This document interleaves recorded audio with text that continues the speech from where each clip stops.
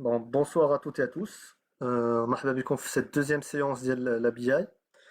On a eu une première séance la semaine dernière. Je suis persuadé que les personnes qui sont là n'ont pas toutes été présentes la semaine dernière. Et j'ose espérer que une partie ou toutes les personnes qui étaient présentes la semaine dernière le sont aujourd'hui. Allez, on va commencer notre séance de la Business Intelligence. Alors pour ceux qui n'étaient pas là la semaine dernière, je présente très rapidement Zakaria Moshid, expert IT en data et en middleware. Je me fais un grand plaisir de vous faire part ou là, de vous faire un petit passage de connaissances sur la business intelligence. شناهي علاش كنستعملوها et comment ça marche. La business intelligence, pour information, c'est un domaine très très vaste. Je vais profiter avec Kayavta de 4 séances. C'est bien entendu pas suffisant pour passer toutes les informations, mais je vais essayer d'être très bref ou d'être le plus comme on dit بالعربية ما قل ودل, toutes les informations qui vous permettraient نتوما انكم تكتشفوا هذا le monde ou علاش là soit vous en profitez au quotidien parce que comme j'ai dit la séance dernière, la BI permet de travailler avec tout le monde, permet à tout le monde d'avoir des indicateurs au quotidien. Et pourquoi pas, s'il y a des personnes qui sont intéressées ou veulent changer de domaine, ou elles sont étudiantes ou bras ou il y a info, le domaine peut-être. Là, peut-être ma formation serait l'occasion de leur faire découvrir. Alors, on va la séance Diana par un petit rappel. La première fois, et qu'elle soit perdue. Du coup, ce que je vais faire, un petit rappel de la première séance ou comme la deuxième. D'accord? Alors, très rapidement, j'avais dit la première séance que nous, experts data, ou experts décisionnels, on divise le monde informatique en deux mondes, le monde transactionnel et le monde décisionnel. L'informatique, elle a permis, ou elle a été inventée pour permettre de gérer un quotidien, de gérer des business, de gérer des transactions. D'accord? Du coup, on a mis en place des systèmes qui permettent à une société de gérer ses ventes, elle gère ses stocks, le produit est stock, le produit la vente jette, le client chan, le client chat, le client bain, etc. Du coup, c'est ce qui est apparu dans les années 50 du XXe siècle, où ça a permis aux sociétés, en tout cas, qui avaient les moyens d'avoir un système informatique, et يكون عندهم ce qu'on appelle des logiciels, ou en tout cas ou des ERP de gestion d'entreprise, qui leur permettent de travailler au quotidien. Dès les années, à un moment, on s'est rendu compte que c'est bien un nana, on collecte les informations, un nana des systèmes qui nous permettent de faire des transactions, mais qu'à un moment, on a besoin d'analyser les données. شحال بعنا شحال شرينا شكون les chats, شكون les machins, etc. Du coup, 20 ans après, 30 ans après, on a dit, ah, on a besoin de quelque chose qui nous permet de décider. En français, décisionnel. D'accord? Du coup, et là a apparu le monde du décisionnel. Comme vous le voyez au fort du tableau, en anglais business intelligence. C'est un mot utilisé par les Anglais pour dire que ça nous permet d'avoir un peu d'intelligence en gérant notre business. On prend des décisions au quotidien. En français, on l'appelle l'informatique décisionnelle. Ou bien on l'appelle dak al-amal. Je crois qu'en arabe, on a fait une simple traduction du mot en anglais. Ensuite, on est arrivé à la partie des définitions. On a défini la BI avec une définition classique et académique. On a dit que toute solution informatique qui permet de mettre des données sous forme d'indicateurs, Key Performance Indicators, à disposition de toute personne dont l'objectif est de lui permettre d'effectuer une analyse et ou de prendre des décisions. أي outil qui te permet de تخدم qui te permet d'avoir des informations pour pouvoir décider de faire un business au quotidien ou prendre des décisions. D'accord? Ensuite, très rapidement, on a eu des questions, c'est des questions que j'ai dit légitimes et normales. La différence ou la la BI et le big data. Comme j'ai dit à la séance dernière, la question, beaucoup de personnes la posent, même des experts data se la posent encore. Du coup, je vous dis, sa définition n'est pas fixe, et c'est vrai que c'est comme les deux domaines. Bon, la big data est beaucoup plus récente et elle est très vaste. parfois il y a tendance à entre guillemets نقولها بالعربية تهرف على la BI. Du coup, elle couvre واحد la partie de la BI تاعي. ولكن أنا je fais une différence très facile qui est un peu caricaturale comme je l'ai dit la semaine dernière, mais qui est très facile. شنو كنقول؟ كنقول أن une demande si le business جا عند l'IT l'informatique وقال لهم أنا بغيت pour pouvoir travailler بغيت هاد les KPI بغيت هاد les indicateurs و l'informatique elle fait tout باش تخدم هاد les KPI pour le business كنسمي هادي la BI c'est-à-dire l'initiative كتجي من عند le business من عند le métier من عند le commerce le marketing la finance l'initiative كتجي من عندهم. L'autre partie, le big data, c'est la démarche inverse. Le big data, on crée des data lakes, j'en ai parlé la semaine dernière, qui contiennent beaucoup de données dans tous les sens. Où les data lakes, on a des data scientists qui jouent pour sortir un peu des statistiques poussées, etc. C'est ça la différence. C'est que le BI est très structuré. Le business qui dit c'est le CA par client, par région, etc. Ou le big data, c'est un truc très vaste. C'est que quand la donnée, très très grande, très vaste, ou des data scientists qui prennent un mot fait pour sortir des statistiques poussées. Ensuite, fonctionnement de la BI. Je vais essayer d'être très bref, sinon la séance quand même je le rappelle, mais j'essaie d'être très bref en même temps pour ceux qui n'étaient pas là, pour ne pas les perdre ensuite. Le fonctionnement de la BI, أول حاجة collecter la donnée. كنمشيو n'importe où كاينة la donnée, كنمشيو كنجمعوها وكندخلوها dans ce qu'on appelle le data warehouse. Data warehouse, c'est l'entrepôt de données. C'est la base de données كبيرة qui va contenir toutes les données de l'entreprise. Les ventes ديالها, les clients, les stocks, le catalogue produit, etc. D'accord? Quand je dois de la donnée, quand on la transforme. Vous voyez, en face, je mets des outils ETL. Les outils ETL, comme je l'ai dit, c'est les outils Extract, Transform and Load. Ces outils qui nous permettent d'aller extraire la donnée من بلاصتها كنجيبوها عندنا كنترانسفورميوها on l'enrichit كنزيدو فيها سيفو d'accord avec des règles de gestion. Après on la croise aussi, d'accord, on la croise dans ce qu'on appelle les solutions de reporting. Après on va voir la différence dans ce qu'on appelle également la couche sémantique. La couche sémantique, pour votre information, c'est une couche qui permet de lier des data binations et de créer un modèle de données décisionnel intelligent, entre guillemets. Et les mettre en forme. Les mettre en forme, donc les dashboards que vous voyez un peu partout, des courbes, des histogrammes, des camemberts, voilà. On met en forme de la donnée, des tableaux, etc. pour permettre à l'utilisateur d'avoir les réponses à ces questions. Ok. Ensuite, on a parlé de fonctionnalités de la BI. On a parlé de 4 fonctionnalités principales. L'où la BI collaborative, elle permet à tout le monde d'agir sur la même plateforme. D'accord. Qu'est-ce qu'on a la plateforme BI? Ok, j'ai tout le monde se connecte dedans. On va voir ça plus tard, les séances prochaines, on va voir un exemple d'une application, on va essayer de la manipuler ensemble pour voir comment elle est utilisée. Du coup, la BI collaborative, elle permet aux utilisateurs de collaborer بيناتهم. Par exemple, un utilisateur qui analyse les ventes, qui fait un commentaire pour annonce باش يقول ليه شوف les ventes زادوا de la région, de la région, je pense que c'est pour ça, ou qui est tagué, comme les tags Facebook, qui est tagué, Zakaria, voilà l'analyse d'Yali, qu'est-ce que t'en penses, etc. D'accord? Ça permet de collaborer autour de la data. Alors qu'un fichier Excel, un simple fichier Excel par exemple, déjà il faut le maintenir, là on a parlé la semaine dernière, il faut le maintenir manuellement, il y a un risque d'erreur, il y a beaucoup de macros, ça dépasse pas, je crois, 1 million de lignes, si je ne me trompe pas, etc. D'accord? Du coup, ça permet de collaborer. Deuxième chose, c'est le self-service. Ça permet, dans une plateforme, de permettre aux gens, ils créent, d'enrichir la data, ils ont l'information de l'externe, et aussi de créer ses propres visualisations. Ensuite, il y a la partie prédictive. C'est que la BI classique permet de répondre à la question What happened? C'est-à-dire, qu'est-ce qui s'est passé avant? Qu'est-ce qu'on a vendu, à qui, etc. Et la BI prédictive permet de poser la question, de répondre à la question What next? Elle prend les données historiques, elle les mouline dans tous les sens, elle crée ce qu'on appelle des modèles de données statistiques pour prévoir des ventes, etc. Ensuite, il y a la partie data storytelling, c'est une fonctionnalité très récente, très à la mode en ce moment. C'est mise en forme particulière des indicateurs sous une forme de présentation vivante pour permettre une meilleure compréhension. Ça permet à la personne qui présente dans la plateforme de raconter des histoires, de dire bah, on a eu des ventes, plus de ventes sur cette région. Je prends toujours l'exemple des ventes parce que c'est le plus simple à schématiser.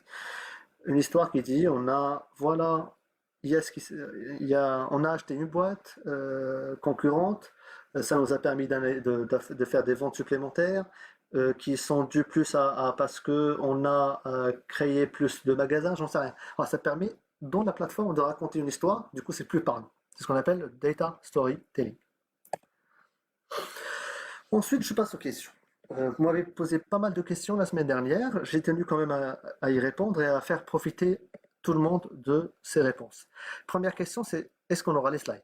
Ça, c'est une question classique. Vous aurez les slides à la demande et à la fin des 4 séances. C'est-à-dire, à la fin des 4 séances, il va falloir m'envoyer un message et je vous enverrai les slides avec plaisir. Ensuite, il y a eu une autre question, est-ce que Salesforce est une solution BI? Non, pas du tout. Salesforce, c'est un CRM, c'est un outil plutôt orienté marketing, relation client, et ce n'est pas une solution BI. Ensuite, est-ce que SAP BI est une solution BI? Bien sûr, SAP BI est une solution reporting BI. On va la voir dans les solutions qu'on va voir ensuite. Je ne vois pas encore vos questions, on va y venir après, d'accord? S'agit-il d'un ERP? Non, ce n'est pas un ERP. Un ERP, c'est un outil qui permet de gérer ce qu'on appelait tout à l'heure le monde transactionnel. Un ERP nous permet de renseigner nos ventes, nos achats, nos stocks, etc. C'est des outils, les ERP, pardon, qui nous permettent de gérer notre monde transactionnel. Ce n'est pas le décisionnel. D'accord? Est-ce qu'on peut avoir les indicateurs en temps réel? Il y a un peu que j'ai oublié. Est-ce qu'on peut avoir les indicateurs en temps réel en BI? La BI, à la base, elle n'est pas faite pour du temps réel, mais il y a des solutions qui répondent à cette question. Que vous sachiez ce que c'est le temps réel, ça veut dire que quand il y a une vente qui se réalise par exemple à 14h, qu'à 14h01, que cette vente soit incluse dans les reporting BI. C'est du temps réel, ça veut dire que les données sont mises à jour sur ça. La BI, généralement, elle est faite euh, pour qu'une fois que la donnée est stockée, on va la collecter. On la collecte. Il y a un jour ou une demi-journée de décalage. On la collecte, on la transforme, on la croise avec les autres sources. Mais depuis des années, elle besoin de temps réel, les KJ, ce qui fait qu'il y a certains outils qui l'ont adopté le temps réel, ou qui n'est pas adapté à la BI, parce qu'il y a toujours un data warehouse qu'on doit alimenter, etc. Mais la BI peut répondre à cette solution, à cette question, pardon, elle n'est pas faite pour ça. C'est là où on va venir à le Big Data. Big Data est plus adapté. D'accord? Du coup, la réponse à cette question, c'est oui, mais. Ensuite, comment la BI permet une meilleure organisation des données pour une meilleure compréhension? Alors, pour répondre à cette question, la BI permet une meilleure organisation des données en fonction des outils utilisés. D'accord? On va venir juste après aux outils utilisés. C'est que chaque outil, avec sa logique qui est différente des autres, permet de schématiser les données, de les modéliser de la meilleure manière selon l'outil lui-même pour créer un modèle de données, dans le modèle de données qui permet de croiser avec les données Cambly, les données marketing, les données finance, les données de vente, etc. Avec le modèle de données, le data warehouse, il permet de les croiser binairement. D'accord? On sait qu'un commercial a vendu à tel client, avec le client il est géré par tel pôle administratif, etc. Je veux dire, du coup, ça permet de lier les données binaires. Du coup, chaque outil, avec ses atouts, permet d'organiser les données d'une manière plus ou moins meilleure que les autres. Est-ce que le big data remplacera la BI? C'est une question très intéressante. Le big data, à la base, il y a 7-8 ans, on disait que le big data allait remplacer la BI. Mais au fil du temps, on se rend compte que, au vu aussi de ma définition tout à l'heure, c'est qu'elles sont complémentaires. Chaque technologie répond à des besoins différents. Le BI répond à des questions structurées, comme par exemple, je veux suivre mes ventes, je veux suivre mes achats, je veux suivre les clients d'IAL, etc.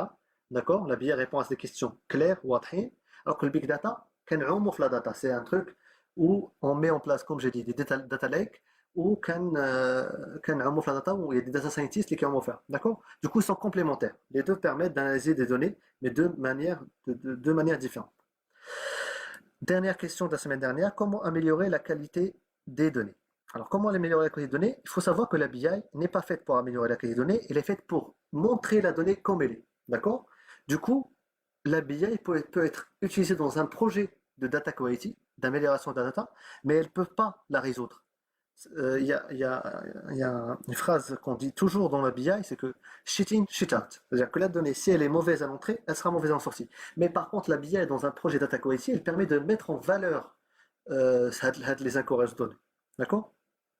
Et une fois que le monde transactionnel améliore la data, bah, elle revient في la BI وكتبان انها تقادت. Alors, d'abord entrons un peu plus vif du sujet, de la séance.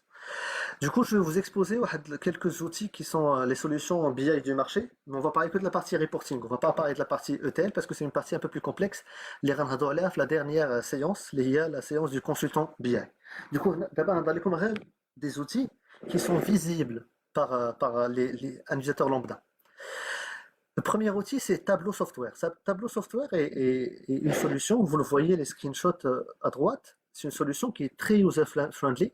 Quand je dis user-friendly, ça veut dire c'est une solution très simple à manipuler.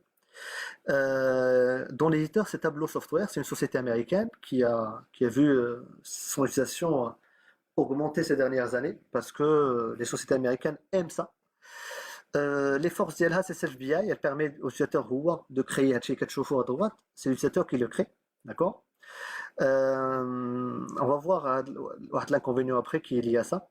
Facile d'utilisation, accès sur l'utilisateur final, user-centric ou user-friendly, mobilité, elle est très facilement intégrable sur iPhone, sur Samsung, sur PC, sur أي بلاصة. Outil en mode web pour l'utilisateur métier et la partie self-BI, on l'a mis au début. Faiblesse. Inadéquation avec le gros déploiement, c'est-à-dire que fâche qu'on a des gros projets et avec de grosses volumétries de données, il peut y avoir des problèmes.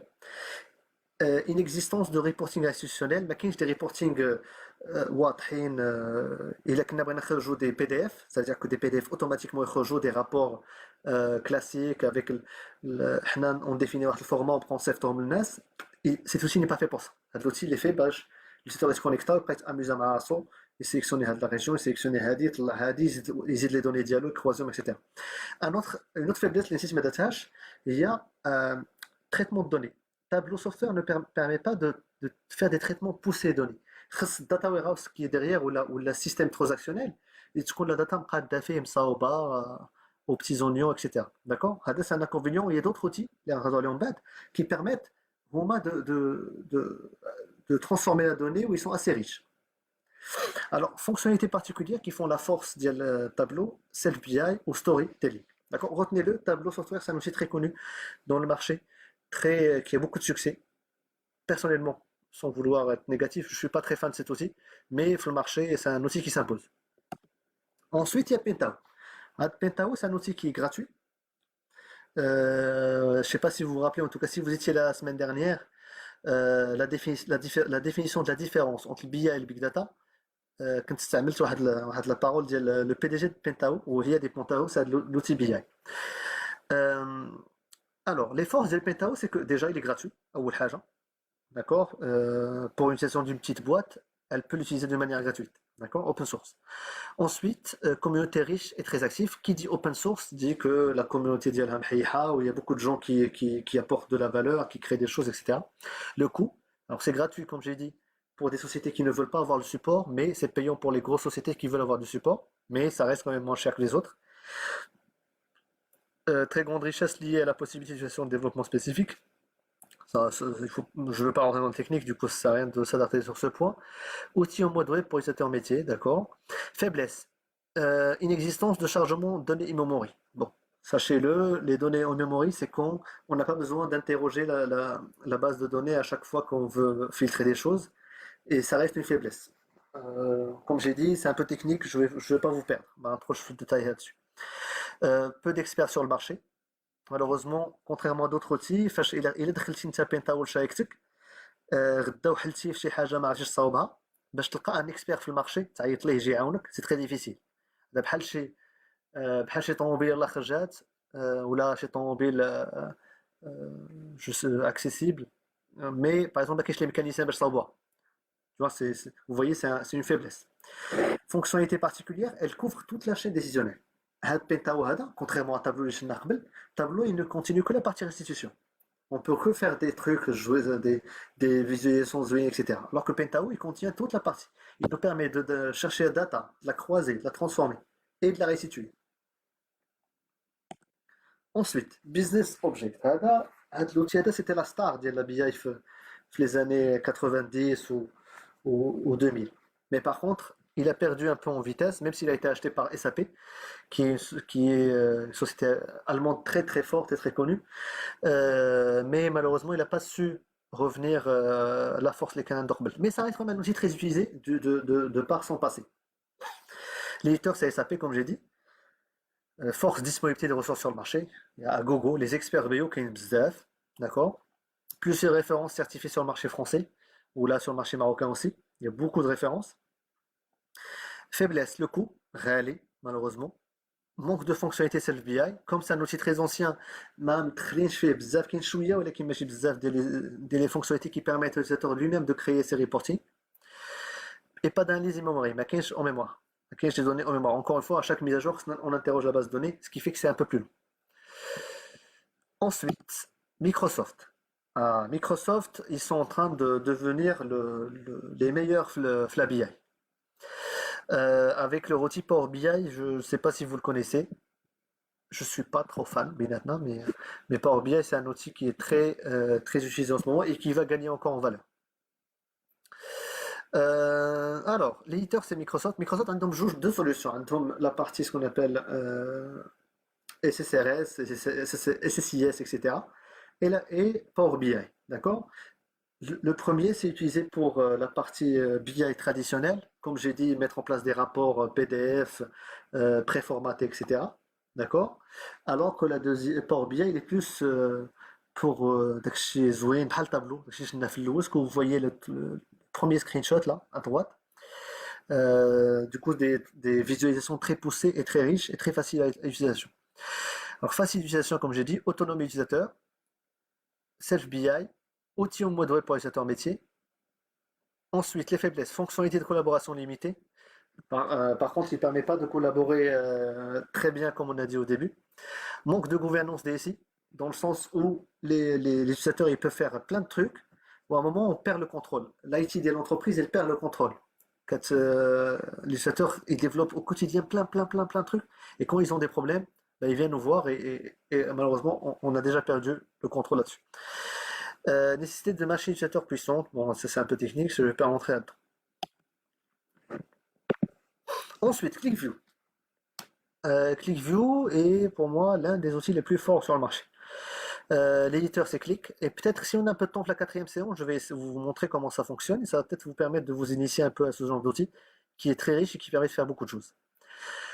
L'éditeur c'est Click, c'est une société suédoise qui s'est installée après aux États-Unis et qui a révolutionné un peu le monde de la BI vers les années 2008-2009. Du coup, aujourd'hui, s'il y a un peu de la BI in memory, en mémoire, c'est grâce à Click et à ClickView.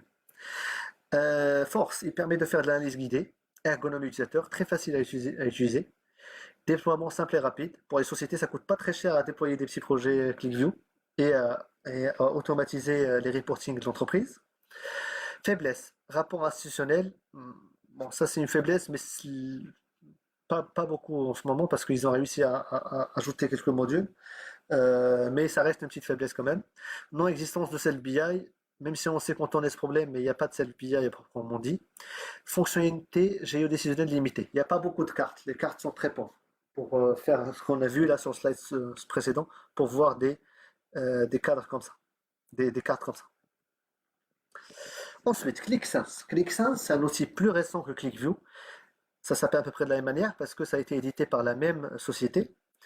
Du coup, ClickSense, c'est pas ClickView, laquelle il est beaucoup plus simple à utiliser. Il permet de faire ce qu'on appelle le self-BI et il permet d'avoir des cartes. Et il permet également de voir ses reporting directement sur son mobile, sur sa tablette, etc. Alors du coup, les points forts, self-BI, mobilité, facilité d'utilisation, déploiement simple et rapide. Faiblesse, nouvel outil sur le marché. Nouvelle, bon, elle est apparue quand même il y a 4 ans, mais ça reste relativement plus nouveau que les autres. Après, représentation graphique limitée, bon, ils sont en train de les enrichir. Il contient le self-BI et le storytelling. Cognos, c'est comme BO, un outil très ancien et édité par IBM. Bon, là, en arrivant à Cognos, j'ai fait le tour sur les solutions phares du marché. C'est-à-dire que là, il a chez واحد فيكم soit بغا يدخل la BI في الخدمة ديالو غادي يستعمل 95% ولا 98%. allez on y va 98% des chances الا شي واحد بغى يدخل لا بي اي ولا l'informatique décisionnelle la boîte ديالو 98% يدخل ان اوتي في هادو اللي que j'ai cité. d'accord. ولا شي واحد بغى يخدم في لا بي اي 98% des chances انه غيتعلم ان اوتي في هادو اللي ذكرتو. ça sera pas un autre outil. d'accord. ensuite ça, data is power. On le dit toujours, une société qui exploite ces données, qui permet à ses salariés d'avoir une BI qui leur permet d'avoir des informations au quotidien, c'est une société qui réussit. Le problème, c'est que je ne peux pas vous dire aujourd'hui, parce qu'il y a quelques années, on disait, si une société veut réussir, elle doit se doter d'outils BI ou d'outils data. Aujourd'hui, on ne dit plus ça. Aujourd'hui, on dit si une société ne veut pas échouer, alors ce que j'ai dit au début, pardon, j'ai perdu le fil. On disait il y a quelques années, si une société veut réussir, il faut qu'elle se dote de solutions data. Aujourd'hui, on dit si elle ne veut pas échouer, il faut qu'elle se dote de ces outils. Pourquoi? Parce que les concurrents l'ont déjà. Avant, ce n'était pas le cas. Tout le monde n'avait pas. Ça veut dire que quand tu as ces outils-là, tu as une longueur d'avance. Là, le problème, c'est que tout le monde l'a. Soit toi, si tu l'as pas, tu auras du retard. C'est ça la différence. Du coup, c'est primordial aujourd'hui. C'est une question de vie ou de mort pour les sociétés. What about Kibana? Kibana, c'est un outil de reporting, mais qui est plutôt big data. Et c'est un outil qui est lié à Elasticsearch. C'est pas un outil BI plutôt. C'est un outil qui permet de sortir, de traiter des logs, de traiter des données très massives, mais c'est pas un outil d'analyse décisionnelle.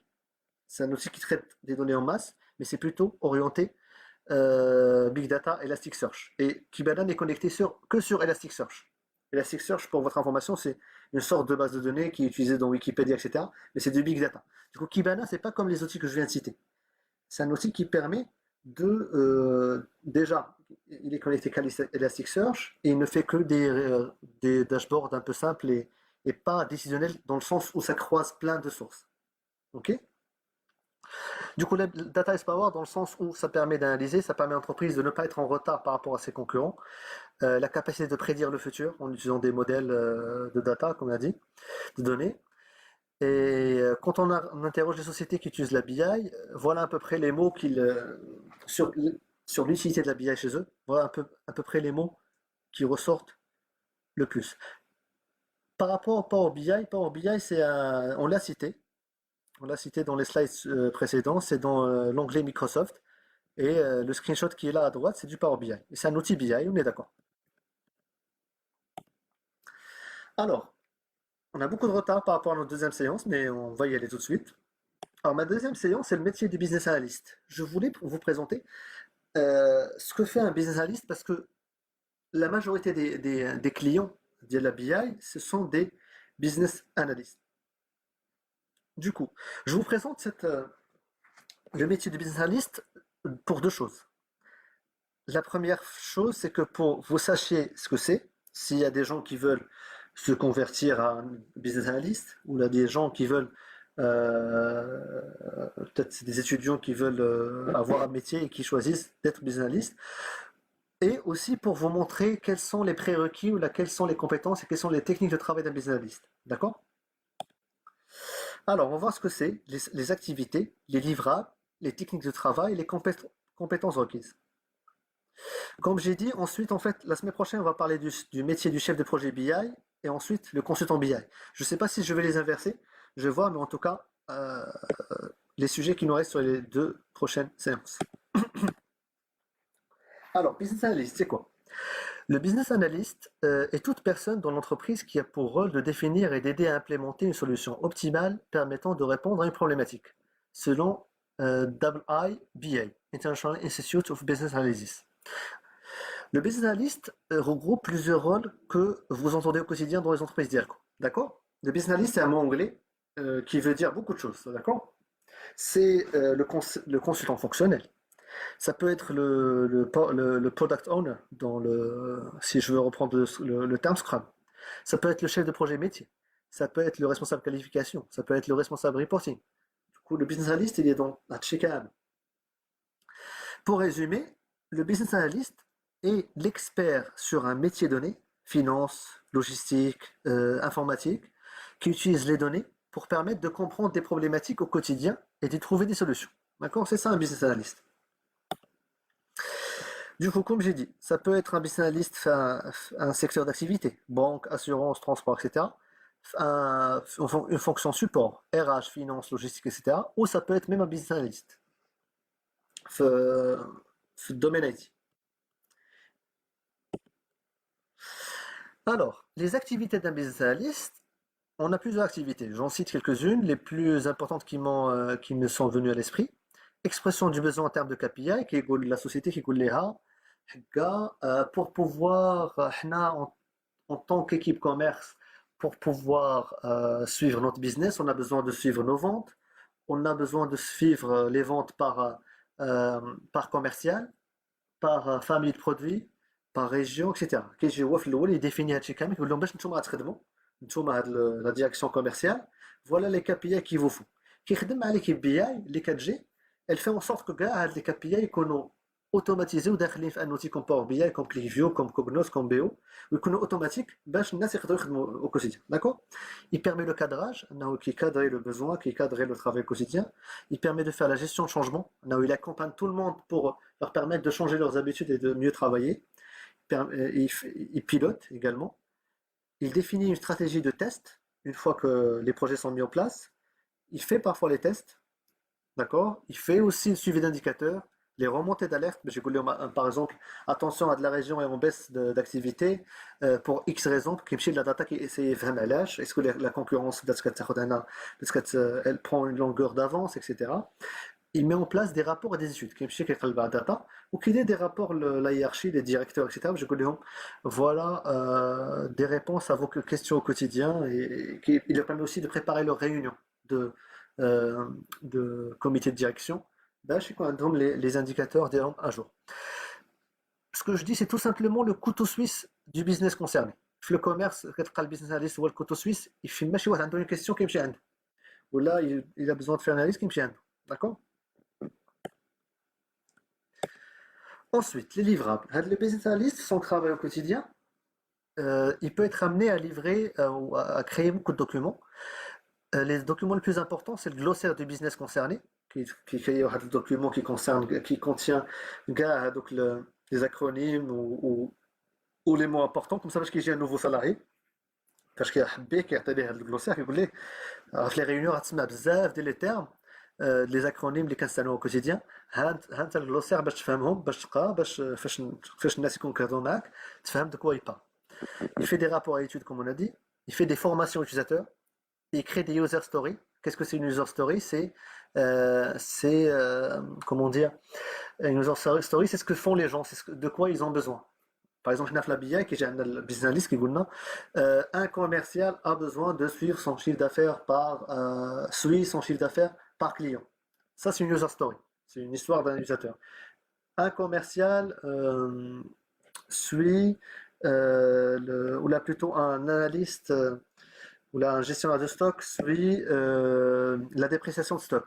D'accord? C'est une user story.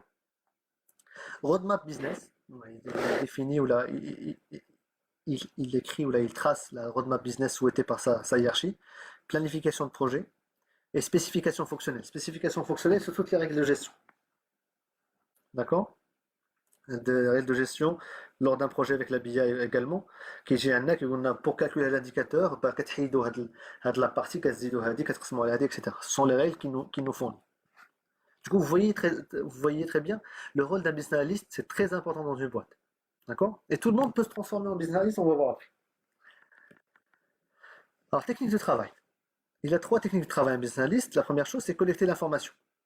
Qui قلب على l'information فين كاينه en étroite collaboration avec l'équipe BI كنجيو كنعاونوه باش يقلب على l'information فين كاينه ما كانش on l'aide aussi à la mettre en place, etc. Rechercher des informations hors IT. Parfois, le business analyst, pour répondre à certaines questions, il a parfois besoin des données mais qui n'est la boîte, c'est des données externes. Il y a un concurrent qui a pris une part de marché de l'entreprise Diallo. Ben pour voir sur quelle famille de produits qu'il y a là ça, bah, parfois il a besoin d'aller chercher des informations sur des ventes ديال le concurrent هذا باش يكوازيها avec les ventes ديالنا حنا ديال l'entreprise. Oui, il fait des analyses ou il des rapports la hiérarchie ou les directeurs. Ensuite, amélioration continue des process de l'entreprise en se basant sur la data également. Un exemple qui me paraît très pertinent, le temps moyen de traitement des commandes. Ou un exemple encore plus important, c'est l'optimisation de l'emplacement des articles les plus commandés. C'est un use case que j'ai eu moi auparavant. C'est un analyste, un business analyst stock. واحد user story ديالو كانت واحد le besoin كان هو ان في les entrepôts de l'entreprise كان il va analyser pour voir quels sont les articles les plus vendus باش يكونوا les plus proches du comptoir. Parce qu'il s'est rendu compte que il y a 10% des articles les plus vendus ou qui où les gens les خدامين au comptoir les كيعطوهم les clients où les produits sont éparpillés un peu partout. Du coup, les gens qui sont au comptoir, chaque fois ils parcourent plein de kilomètres باش يمشيو يقلبوا les articles alors que il y a كانوا les 20 produits qui font 80% du chiffre d'affaires كانوا حدا le comptoir. Ça permet aux magasiniers de travailler de manière beaucoup plus rapide. C'est un use case qui me paraît très important. Et la deuxième technique de travail, qui est l'amélioration continue des process, elle rentre dans ce registre-là. C'est aller les articles les plus vendus, chez l'entrepôt, le comptoir, etc. Voilà, ça reste un exemple. Il y en a des milliers d'exemples d'autres exemples, pardon. Mais ça rentre, comme j'ai dit, dans la deuxième technique de travail. Ensuite, analyser et modéliser. Le business analyst, qui essaye la collecte d'informations, qui essaye l'amélioration des process dialogue, qui avance faire. Parfois, il peut analyser ou modéliser ou dire des études ponctuelles. D'accord? Schématisation des analyse et études ponctuelles, pardon. Schématisation des process de l'entreprise et formation. Il remonte également des rapports basés sur la data pour permettre à la direction de piloter l'activité. Exemple, étude sur la baisse de chiffre d'affaires sur une région ou sur un canal donné. Alors, ensuite, Asiadi, les compétences requises. Comme j'ai dit la deuxième séance, euh, pourquoi je vous parle des compétences requises? Parce que, comme j'ai dit, je suis sûr qu'autour de cette table virtuelle, il y a certainement soit des étudiants qui veulent choisir un business, un métier, pardon, soit des gens qui veulent se reconvertir. Ou là, des gens qui travaillent avec des business analysts au brevet info. De quoi ont besoin les business analysts en termes de compétences. Profil intéressé, comme j'ai dit, expert métier, reconversion, étudiant, technicien IT, etc. Savoir-faire, avant tout. Avant tout, un business analyst, c'est qu'on expert chez domaine. C'est qu'on soit un expert financier, soit un expert logistique, soit un expert commerce, c'est qu'on expert d'un point de vue métier chez Haja, qui a chez métier, qui a comment ça fonctionne, la finance, comment ça fonctionne, ou comment fonctionne la logistique, etc. Un métier, pas forcément plus. Ensuite, une fois qu'il a fait le métier qui خدم فيه pendant un moment, كيقول انا ما بقيتش باغي نخدم في le core business, باغي نولي analyst business analyst. C'est là où il a besoin d'autres compétences. Excel. C'est primordial pour un business analyst. Même si là je suis un gros ennemi d'Excel parce que je considère Excel comme une grande source d'erreurs dans la liste de données. Mais en tout cas, un business analyst a besoin de maîtriser Excel. D'accord? Je ne dis pas forcément qu'il connaît le dieu d'Excel. Il suffit qu'il sache faire des recherches V, quelques petites fonctions. C'est déjà pas mal. Okay? Ensuite, capacité à schématiser et simplifier les problématiques poussées. D'accord? Ça veut dire qu'il faut être capable d'avoir des problématiques compliquées devant les yeux, ou à schématiser, on a un petit morceau, en petites problématiques, etc. Là, je parle des savoir-faire. Hein. On va venir au savoir-être après. Ensuite, capacité de rédaction. J'ai mis en garde les compétences absolument requises et en normal, les compétences, c'est un plus. Capacité de rédaction, c'est quand même une fixe. Capacité à coordonner entre les équipes. Sens de communication, savoir communiquer. Et un plus, c'est les compétences IT. هذا البيزنس اناليست خصو يكون عارف الا كان كيعرف دي روكيت اس كيو ال لا موديليزاسيون داتا وداكشي هذا سي بيزنس اناليست مخير هذا. Ensuite il y a la partie savoir-être, gestion du temps. هذه الموضوع كاين عند الناس كاملين اي واحد خصو يتعلم على انه يجيري لو طون دو مانيير لا بلوز اوبتيمال بوسيبل. Capacité relationnelle, خصو يكون كيعرف quand même il sait aller vers les autres. Il sait se faire apprécier par les gens, etc. Parce que business analyst, comme vous le voyez, est là pour aider les autres. باش يعاونهم باش يدير لهم des analyses pour leur permettre de travailler. Du coup, il est censé avoir des capacités relationnelles mais bien. ماشي كل شي واحد مكوه من عباد الله كاملين ويقول لك انا بغيت ندير business analyst. Ensuite, capacité d'adaptation, s'il il peut s'adapter très rapidement, créativité et sens critique. Et là, si les gras ou un en plus, tu peux te lancer des deux. Alors, voilà à peu près sur le métier du business analyst. J'ai été très rapide sur la fin parce que le temps s'approche.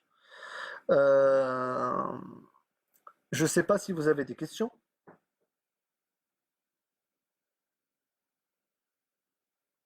Dans tous les cas, merci pour votre attention. Mais dans tous les cas, comme j'ai dit, la prochaine séance, hein, je vais faire un rappel de tout ce qu'on s'est dit. Et je vais également, s'il y a des questions qui viennent après le live, je vais les intégrer dans ma présentation.